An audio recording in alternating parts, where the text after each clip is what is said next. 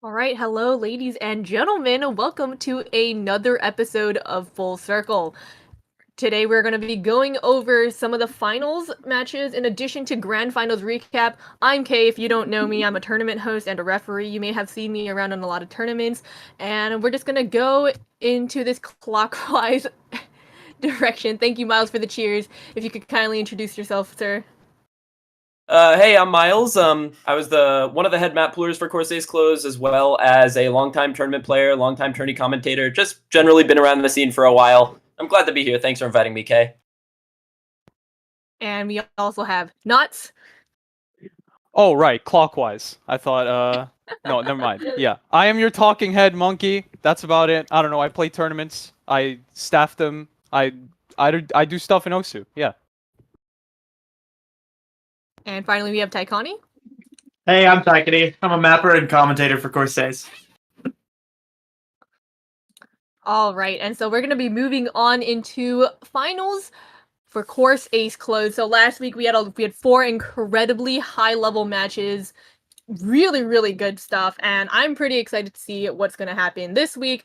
So first we're just going to, go over Kriller versus Henry. That was, I believe, the first losers bracket match last week. I don't know. It's so amazing to see the level that these players are simply playing at.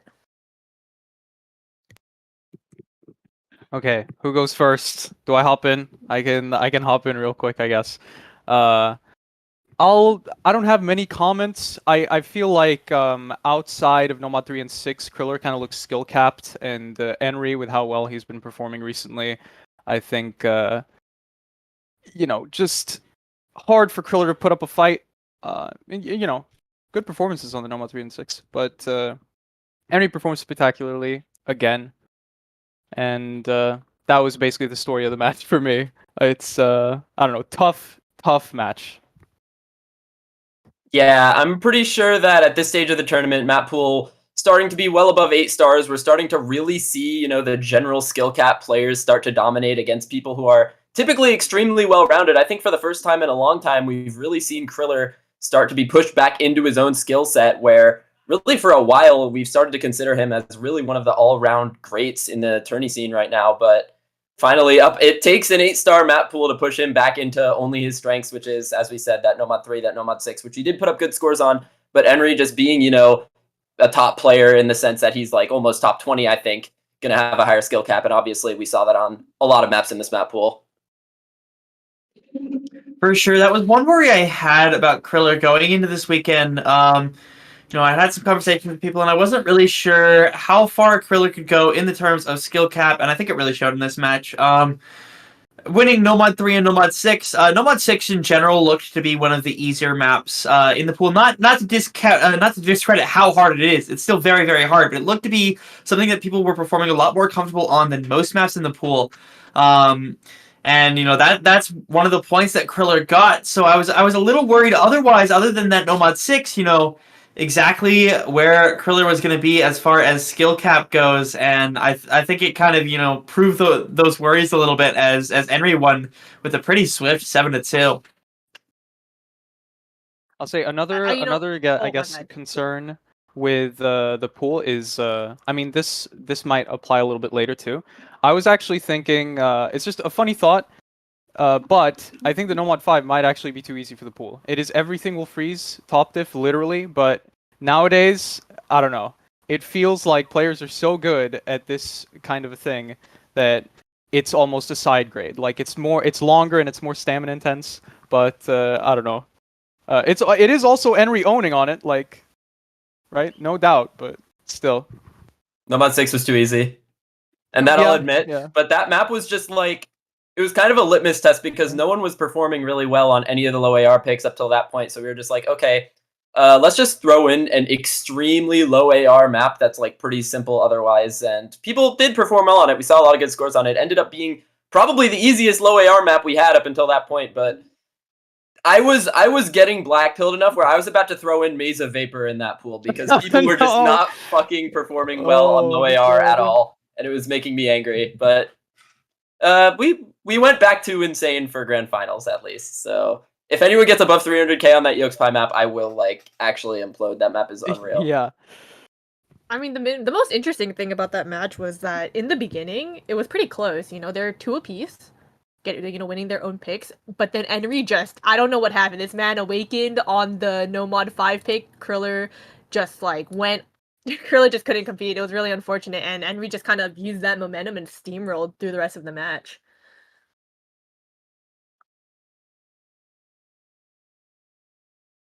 Oh no, it's really amazing to see 2 high level players, especially in this tournament, just go at it. It's truly a feat, especially when it gets to the point where you can't really decide who's gonna win. But yeah, enough of Henry and Kriller. We're going to be moving on to the next losers bracket match. It's going to be Tsuwagi versus Takedo. Now, this match in particular, I don't think anyone was expecting it to go the way it was because it was quite literally night and day between Takedo. Like, Takedo that we saw during finals and the Takedo that we saw in round of 16, in quarterfinals. And he pulled through. He showed us, he showed everyone else up. It was quite a feat. Yeah, I think he was just better this match, which is, I mean, it's hard to predict that given prior results. I think it's fair for everyone to have predicted Tsuwagi coming in.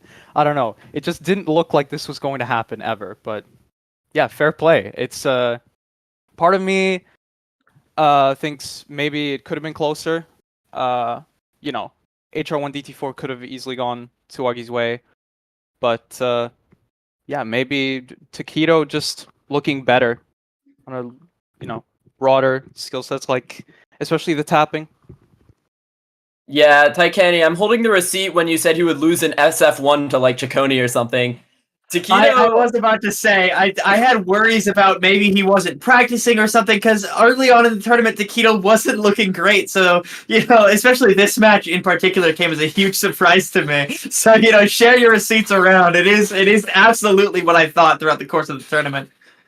Yeah, Taquito, really strong bounce back performance we saw from him. Looking better, honestly, in these later stages than he did in the early rounds. He, as Knots mentioned, performing well on a lot of the skill cap picks. I think doing really a lot of what we said Enri did in his matchup against Kriller, where just winning some of the harder maps in the pool against Tsuwagi, who maybe was a little bit skill capped on this pool, more so than Taquito. Not really sure exactly, but it was honestly a dominant match from Taquito, winning 7-2. Even if a lot of maps were close, that score does not lie. So obviously Taquito, once again, proving that our expectations for him are trash and that he is insane at the game. Made it to top 4. Was an insane run from him.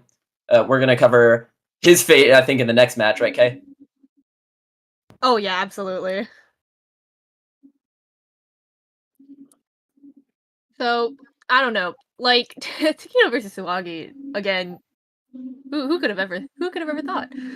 And, he carried that into this next match against Enri. So, for those who don't know, or for those who didn't catch it, all those 2 matches were essentially played the same day, and Taquito had decided to reschedule in accordance so that he would be playing the winner between Enri and Kriller the following, like, that same day following his match, with like a 30-minute break, if I remember correctly. And this was literally the battle of very similar people, very similar players, in my personal opinion, because Taquito and Enri, to my knowledge, they're friends. They talk to each other. I don't know. They are the same person, and it was only proven that they weren't during that tourney match where they played each other. I don't know, man. Enri is just like, he's like pulling out all the stops. I don't know how he could possibly show us more than he's already shown us this weekend. He's already proven to be one of the greatest forces to be reckoned with in the tournament scene. He has proven to expand on so many more skill sets than people think he can do. And to me, solidifying his place in the tournament scene over the past, how many months? Not even a year, months. And even these past few weeks in Corsace closed, he has truly just shined so much across all of his matches, proving everyone wrong.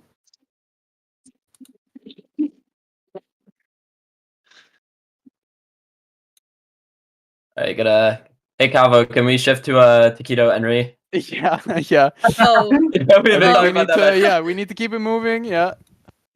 But yeah, honestly, in this matchup, I was even more surprised by Taquito's performance here. He performed better than he did against Tsuwagi here, but Enri, just as we mentioned before, just absolutely popping off this weekend. Performed well on so many maps, despite Taquito getting some absolutely insane scores, like I think on that DT2.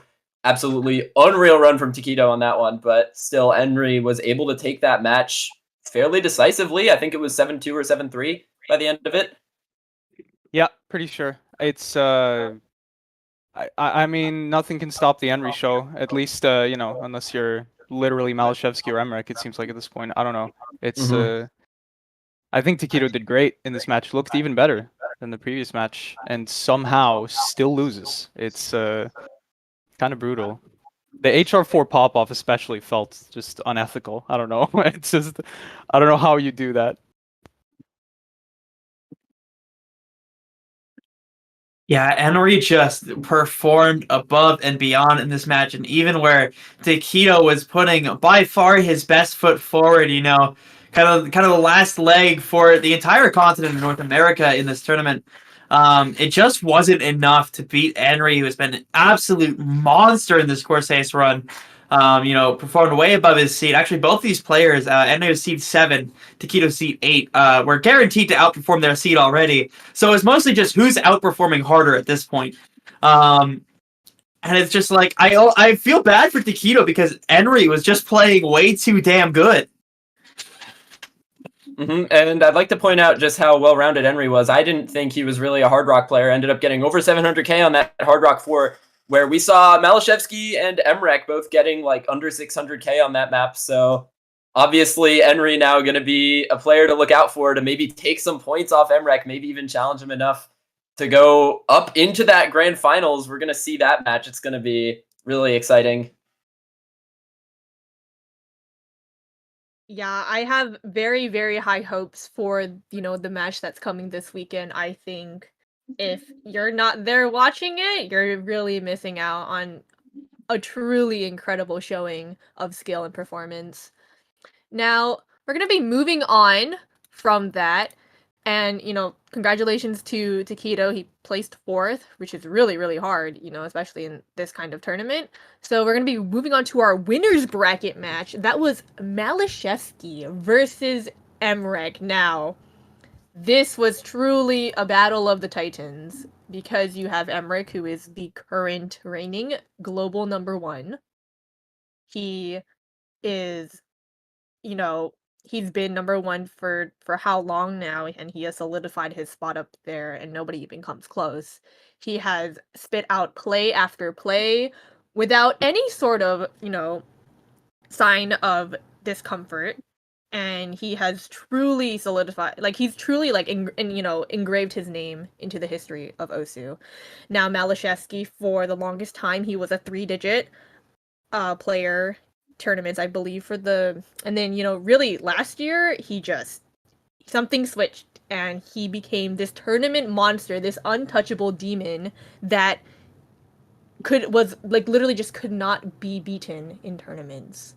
No matter what team he was on, whether it be 1v1, 2v2, or team tournaments, he could not be beat. And any tournament he touched, he won. This man has farmed badges left and right, and he just seems truly untouchable. It is literally insane how he puts up so many scores in tournaments and in solo play. I just don't know what to say more about these two players. So seeing this match, it's just, who do you root for? Obviously Malashevsky was the crowd favorite, but 7-4, Emrek taking 4 points off of, Malashevsky is really, really good. I think a lot of what happened in this match, I think, was more of a all-rounder gap because there was a lot more gimmick in this pool for Malashevsky to abuse against Emrek than, say, the high mechanics that Emrek is really known for, which he was able to win against Malashevsky apart from the Nomad 2. But as you can see in the MP link, Emrek FCing the Hard Rock 1, winning the DT1 and the DT2, as well as the HR Precision aim pick. I think it's really just going to be a very, I guess, textbook match for both of these players, where there was a lot more of the, I guess, outlander skill sets for Malashevsky to win on, like that HR4, which I think was the big mispick for Emrek. He had a lot of momentum until he had that HR4 pick, which Malashevsky was able to win. It was a break point that started the run that Malashevsky would have to close out the match. Once Emrek hit 4 points, there was no more for him. But I think it was pretty expected, all things considered, Malashevsky winning some of the DT gimmick picks like the DT4, 2 Hard Rock maps.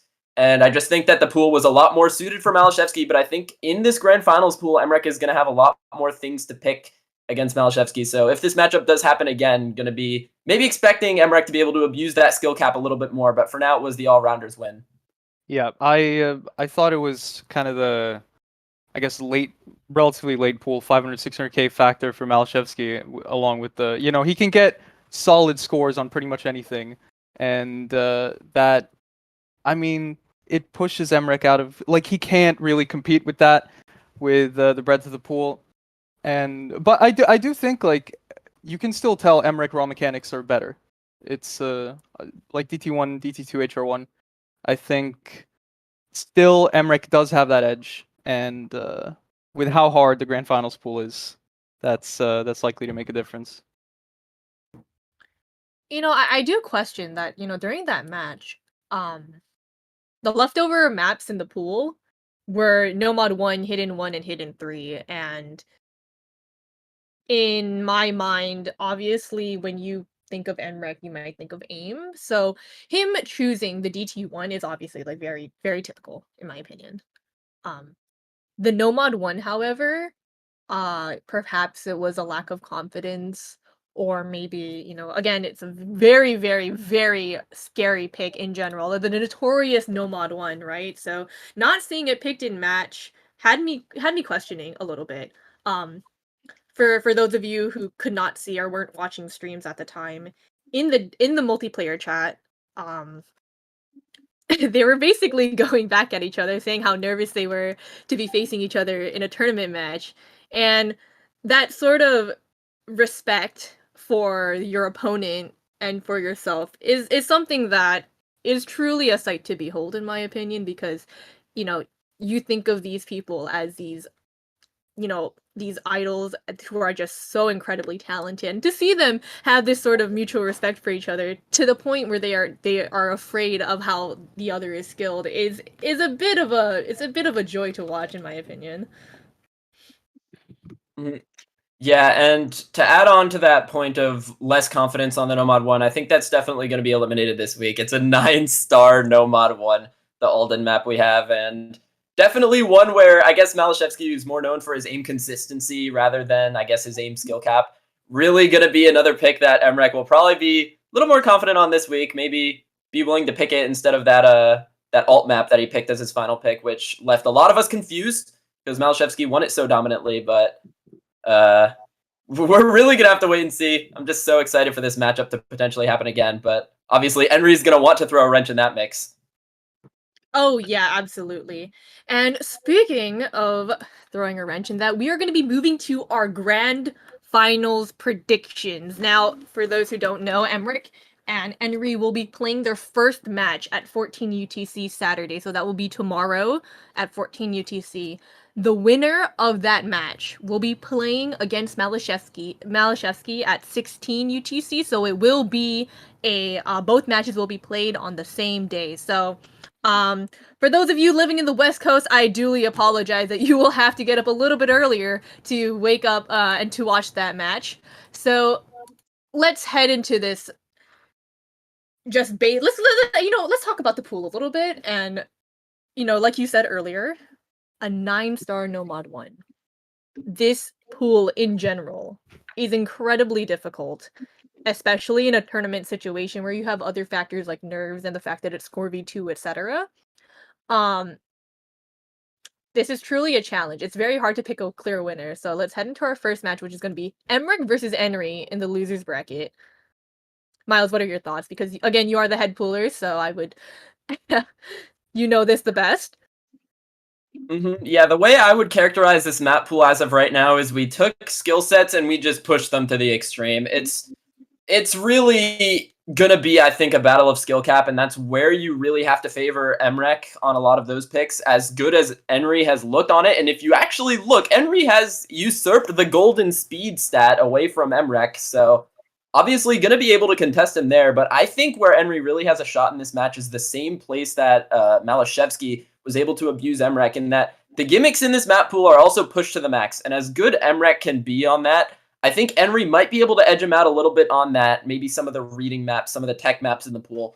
But that is going to be a big gray area, because obviously Emrek losing to Malashevsky on that may be expected, but Malashevsky is like the best we've ever seen in those skill sets. So you can't really put him at a low bar just for losing to, the best at that. But Henry, I think, is going to be able to put up a really good fight as long as he is able to contest him on some of those mechanics maps. And we're really going to have to, once again, we're going to have to see. We're only talking heads here. We can't predict what's going to happen on the match day. Of course, and I do want to bring up, it's actually pretty late at night for both of these players this match. So, you might kind of see fatigue come into question, especially for Emrek, who, playing at 14 UTC, not the best. And of course, if he wins this match, you're absolutely going to see that come into question in the main grand finals as it gets later and later, main grand finals. Wait, I have an interjection about that, though. Wait, Tagani, I have an interjection about that 14. So Emric actually asked for, if I remember correctly, between 15 and 17 UTC, and during this, so for the record, for the past 4 or so days, it was Henry It was Henry basically coordinating a lot of the reschedules because if I remember correctly, he had another tournament and then tried to reschedule that. So Emmerich messed up his sleep schedule and then he asked, "Hey, can we That's play?" fire. So he willingly was like, I want to play at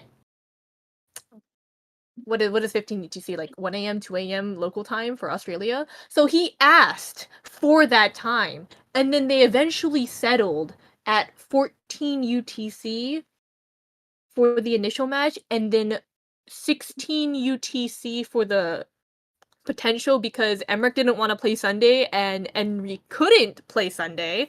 So that was the state of the grand finals match, and that's where we are at today. And if I remember correctly, Henry prefers 14 to 16 UTC. So it just magically worked out. The Asian players being absolute time zone warriors, hats off to you guys. But yeah, that's like my little interjection about that. So we will see how that match goes because apparently, according to Henry, 14 UTC is prime time for him.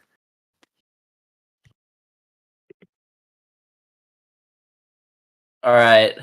Let's Yeah. look again at this map pool. I'm going to give each of these maps to each of these competitors.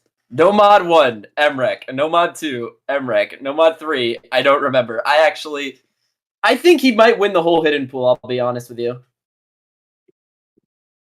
Him Wait, being who Henry. wins the whole hidden pool? I think Henry can win the whole hidden pool in Henry. this matchup. Oh, Yeah. okay.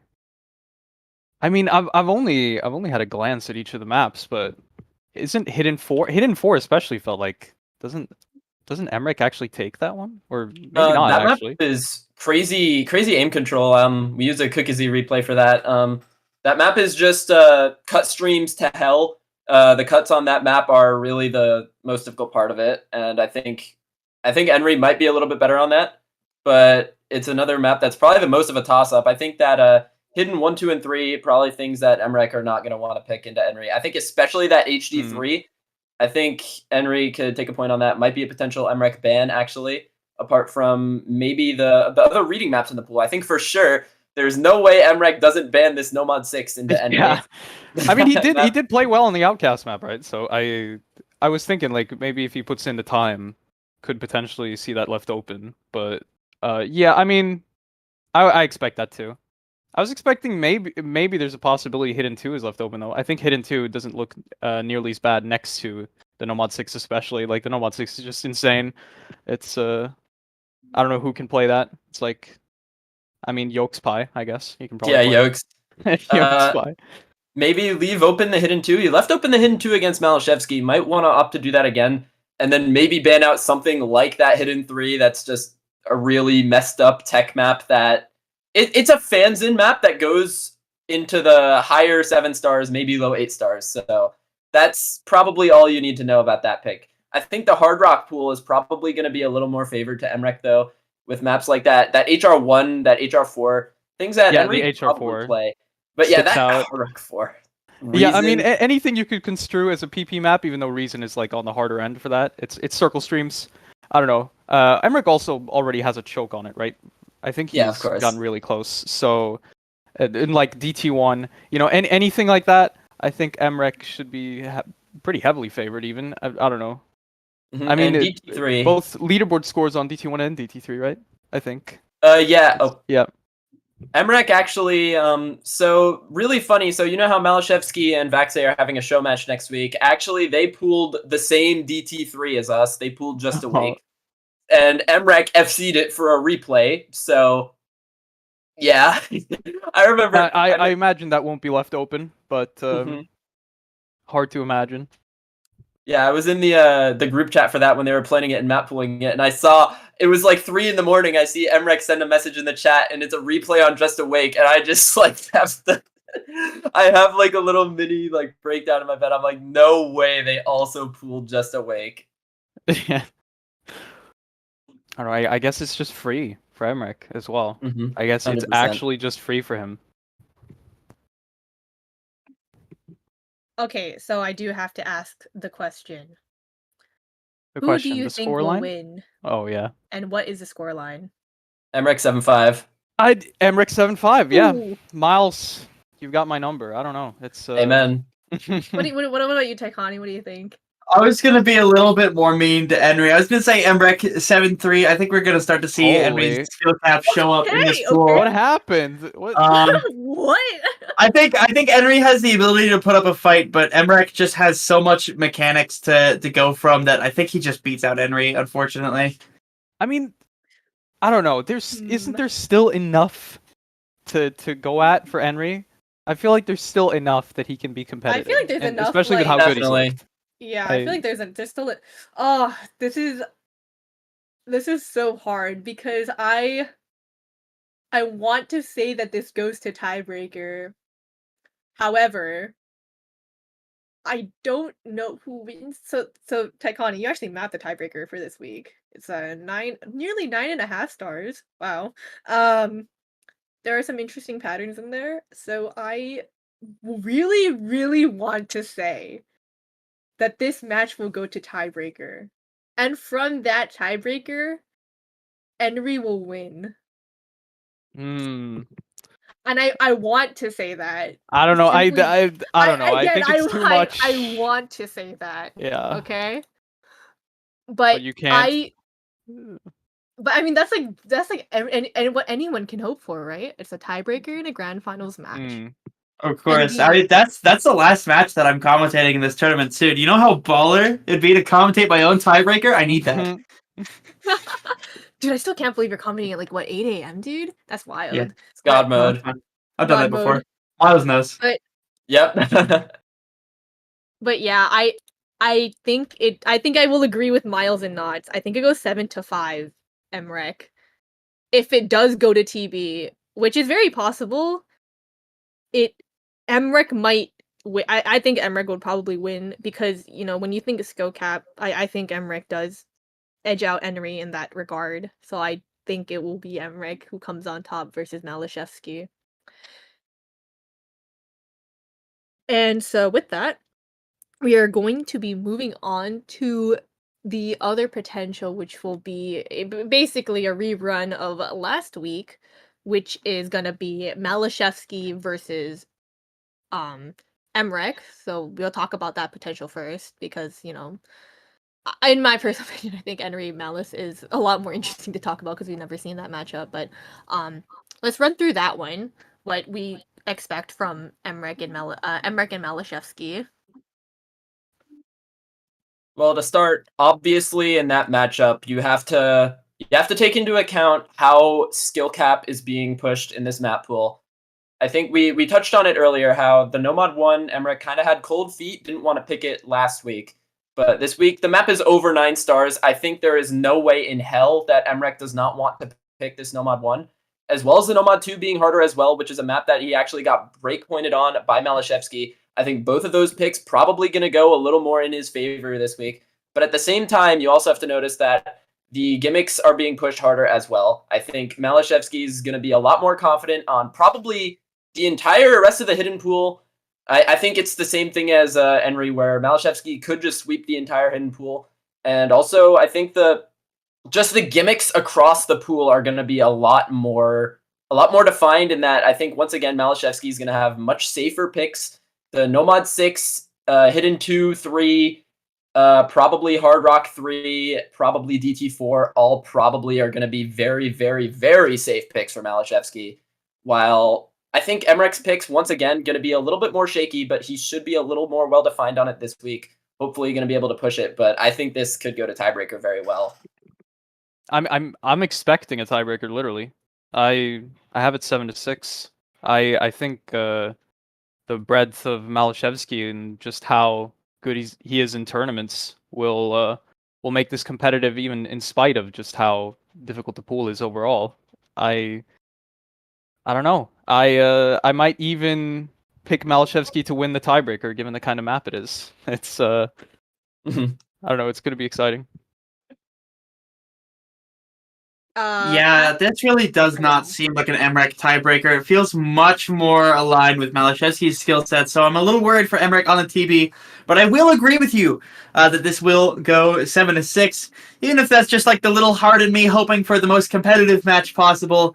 You know, I'd love it to see it go down to a tiebreaker. Both these players are very, very competitive. We saw that in the winners' side finals, and you know, I'm kind of hoping that we'll see that here. Both these players absolutely have the chance to put up some insane scores on this grand finals pool.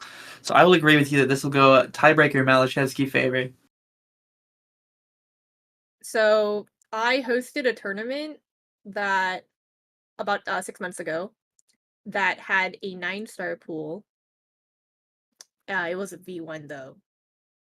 I pulled very questionable maps, and Malashevsky, how do I say this? Absolutely destroyed the pool. I have no idea, like, I don't know how else to describe it. Like, literally everyone else in the lobby was getting B ranks and C ranks, and this man just A ranks. I don't get it. So in terms of skill cap, he's absolutely capable of destroying this pool. But yes, I do agree. It's 7-6, and I do think it's gonna go 7-6, and it will have Malashevsky come on top.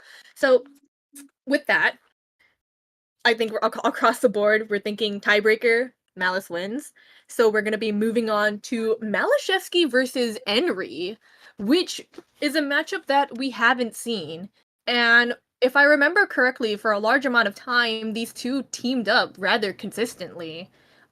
Like you mentioned earlier in the podcast, Taikani, you have Team Flopinski, which is I believe like a super team that's comprised of that friend group, but for a long while now, they've been teaming up and they've shown the world what they're capable of. And to see them go up against each other is kind of interesting because I do believe that they're a lot closer. So with that, inherently, you would know what the other person is bad at and what the other person is good at. Um, I'm sure Enri is nervous. I'm sure Enri is nervous going up against Malashevsky. I have no idea how Malashevsky feels about this, but it will be an interesting match. Cap, if we could get the screen switch, please. Thank you. Yeah, I think that this matchup. Well, first we have to assume that Enri does beat Emrek in this, and if Enri defeats Emrek, then one, I think the gimmick abuse would be successful, and two, he would actually, you can't really make any assumptions about mechanics for if he does beat Emrek, but I still think in this matchup that Enri is still going to want to pick the speed against Malashevsky, probably going to be his bans, but Enri is not going to be able to gimmick abuse Malashevsky. Malashevsky probably wins most skill sets across the board here. As good as Enri has looked, it's kind of hard to give him too much of a chance against the GOAT. But I still think he could get some points. I'd say it would probably go like 7-2 in favor of Malashevsky. Although this one, I think a little bit more of a dominant win if this matchup does happen for Malashevsky, I think. Yeah, I think it's just a bad matchup. That's all it is. It's I had it like 7-3, but I don't know, 7-2. There's something about that feels very, very brutal. I don't know. Mm-hmm. Yeah, I mean, 2 points. I mean, it could be. It could be. It's there's not going to be that much speed to abuse after the bans because it's just going to be. I assume it's just going to be Nomad 5 DT3 banned by Malashevsky, and then just not much left in the way of that. But, yeah, probably DT1, DT3. Yeah, and then maybe I think it's going to be a lot of close points dropped, basically. Because I do think Enri will be like competitive. I just think that Malashevsky will kind of be that bit better, you know, kind of across the board. But one place I think is pretty interesting in this matchup actually is probably going to be the aim, because these guys have both proven themselves to be very good at aim, I think, through many tournaments. I think I'm a lot more surprised of how good Enri has been playing on aim in this tourney. But I don't know who wants to pick aim in this matchup. It might end up going unpicked between these two players if this matchup does happen. But yeah, I think it's really going to go down to who wins the major food groups of maps. You have speed in this pool, you have aim in this pool, you have tech, and you have reading. I feel like if you can win one of them against each other, you're probably going to want to pick the rest of them. but it's kind of shaky to try and define who wins what. Yeah, we've reached the point in skill cap that rewards specialization, but the problem is that this pool is so big and these players are so talented that specialization barely exists at this level in the first place. And so you just kind of have to hope that you can win, as you described it, a food group of maps. You don't have to hope that you can win your wheats and your dairy, because if you can win one, there's a good chance you can win all of them. But at this point, it's really hard to tell. Everyone's so well rounded. Mm-hmm. Yeah. So, final scoreline and predictions. I think it's a very unanimous. Malashevsky will win. I think that Henry. I'm gonna be a little bit generous. I'm gonna think that Henry goes like 7-4 against Malashevsky. I stand by my 7-2. I don't know how much Henry.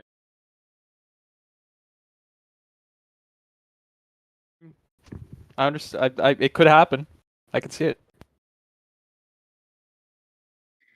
Yep, and with that, that is going to be the end of Corsace Closed, and we're going to move on to the Tsuwagi interview after this giveaway. So if you guys don't know, we're going to be giving away one Secretary-san charm, courtesy of myself because I sponsored it, and if you guys haven't already, enter the word Secretary in the Twitch chat, and one winner will be picked at the end of this stream. Once again, one singular Secretary-san, one lucky person will be getting the privilege of owning this glorious keychain, courtesy of Corsace. Thank you guys so much. And we will be picking it after the Tsuwagi interview. So, Tsuwagi, you're here in the voice chat. Welcome to the stream. How are you feeling today? Hello, good afternoon. I mean, good evening. Yeah, I just woke up, so yeah, been feeling great. Good morning. So Tsuwagi, for those who don't know, absolute tournament beast, Hong Kong champion, one of the best players in the world, currently lives in the UK if I remember correctly. So first off, I want to ask you, how did you get into tournaments? Oh, so it was around 2019, I believe, and I randomly stumbled upon a forum post, and that was a Hong Kong community tournament. So, and I got really interested because before that I primarily focused on solo play. I don't really play with others that much in this game, so I got really interested how it would be feeling like playing in tournaments. So I joined it, and I found it actually very exciting to play in tournaments.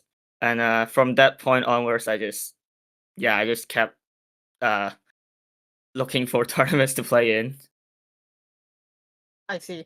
Really, I'm very happy that you got into tournaments because look at where you are now, and you've made it this far on your own with your own efforts. So, my next question is, how did you feel about your Corsace closed performance? You finished in the 5th to 6th spot because you had lost to Takedo during finals week. So, how overall ending there, how did you feel about it? I think I'm very satisfied with top 6 finish. So I kind of fell off in the late rounds because I am giga skill cap. The pool was getting kind of hard for me, but still I think I didn't underperform, so that was great. Takedo played super well that match, which I wasn't really expecting, but he played really well. So honestly, it was an honor losing to him. But yeah, I'm very happy with the top 6 finish. Well, we're very happy to see you participate in this year's Corsace Closed. And with that, when you initially got invited, what were you expecting going into the tournament? Did you have any, or your general thoughts about it as a whole? As you know, all of the players that was invited were very talented. So I honestly really expected a hard fight between each and every single one of them. So I kind of just expected maybe like a 9th to 12th finish, but to finish 6th, it exceeded my expectations because I thought like getting maybe top 8 would be a huge achievement for me, but yeah, I wasn't really expecting much from myself at the beginning. Well, I'm glad that you made it farther than you expected. I think that's a huge confidence boost for you. I know I knew you were playing 3WC at the time, so that was probably a little bit stressful juggling, two very big tournaments. Was there any player in particular that surprised you during Corsace close? Obviously, you mentioned earlier your match against Takedo that, he showed up. Was there anyone else that surprised you? Um, Definitely Henry. He like I'm sure everyone knew before the tournament he is a very good player. He's good at basically everything. Um, but to see him perform at such a high level and also putting up like insane scores consistently, it just impresses me of how well he's playing. And yeah, I'm looking forward to his performance in the grand finals. And with that being said, let's do a grand finals prediction. So first match, rapid fire, Emrek versus Henry. Who do you think wins, and what's the scoreline? Um, this is actually kind of hard for me because I think this match, the outcome of it is gonna depends on it's more related to how much Henry will fall off in this pool rather than MREC's skill cap, because as we all know, like MREC has a extremely high skill cap, like probably one of the highest skill caps out of every player in the game. So if Henry like really falls off, I think like MREC's probably gonna win like 74 or 75. But if Henry like if he can really like play this pool and he really practice much, I actually think Henry is going to win 7-5 because Oh, of how consistently he has been playing and how much crazy scores we've seen him put up. So yeah, I'm more of a Henry believer than an MREC doubter. Yeah, so that's my predictions. I believe oh, in that's Henry. interesting. Yeah. All right, so based off of that, Malashevsky versus Henry, because you expect Henry to win that initial losers bracket match. What do you know? Who's gonna win and what's the scoreline? So for this match, I think I still think Malice is probably gonna stay on top because they're both good at basically everything. They're like Malice might be lacking of some speed compared to Henry. He isn't really bad at it, but I think Henry is just better at speed. But in terms of tournament consistency, I still think Malice got it. He is one of if not the best, if not the most consistent tournament player we've ever seen. So I still gotta give it to him. I think Malice is gonna win probably 7-4. Oh, okay. Nice. So I believe Miles actually has a question for you in addition. So Miles. All right, Tsuwagi. So, pooler to player here. I want you to be brutally honest. What did you think of the map pools this iteration? It is kind of unhinged, honestly. To be honest, I looked at the maps. All I see is 8 stars, and most of them, and like some like 9-star maps. I didn't look at the pool very in depth. I only saw some maps, but I I want to say specifically about the tiebreaker, like who the hell in this world can play it? Like it's just impossible, man. Yeah, we knew from like the very start, like once Taikani sent the first iteration of the tiebreaker, we were like, who the hell is gonna be able to play this? Like I think we put like Rectigon on it or something, and I think Rectigon also said, who the hell is going to play this? It was initially it was 9.78, I think, was the laser star rating of the map originally, and I remapped the second half to make it more playable. But what does that really mean? So I we're know really it's closed. getting close to the 10-star pools. Tsuwagi, did you play the map pool for this week at all? Like just out of curiosity's sake, or did you just like watch your friends play it, or what? No, not really. I didn't play much also this week, just to like give myself a break after Corsace. Oh, that's fair. And you definitely deserve that break. Thank you so much for coming on this week. I'm very happy that we got to interview you. Thank Thank you. you so much. For those who don't know Tsuwagi, follow him on Twitch, look at his OSU tournament performance, follow him on Twitter, look at his YouTube. Really, really, really great tournament player, really awesome person. Once again, thank you so much, Tsuwagi, for coming on this Full Circle episode, and we wish you the best in the future. No problem. It's a pleasure being here. And with that, it's time to pick the winner for the giveaway. Once again, you guys have 1 minute, MP timer 60, to get in this giveaway. If you guys did not do it yet, I want type in the keyword secretary. It is case Winner, sensitive. Miles Osu. Can't wait to win, guys. I can't wait to win. I love the I can't Corsace wait to win. secretary.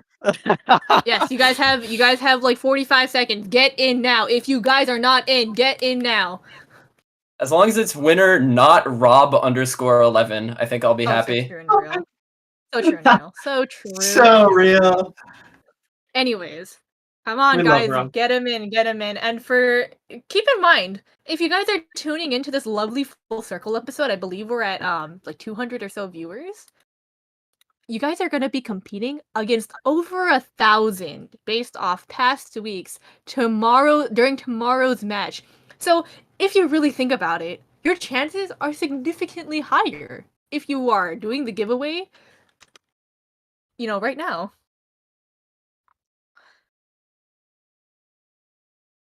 Okay, according to production, we have a 1 out of 94. You have a 1 out of 94 chance. I'm pretty sure that number is gonna be, to a different order of magnitude come tomorrow. So get in now.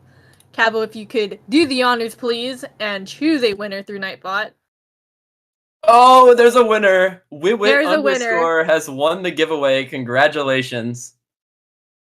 Is he here? Let's see. Is he here? You have like 15 seconds to answer, or else we're gonna reroll.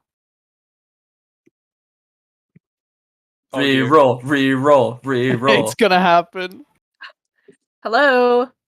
Alright, Oh, reroll. he's here. Oh, wait!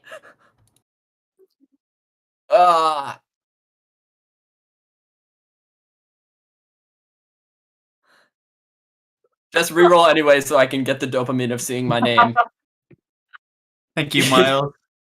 Oh, _. Congratulations. You have won Oh, I the looked at giveaway. Henry. You literally came in at the last second. This man, I was like so ready to just like. Do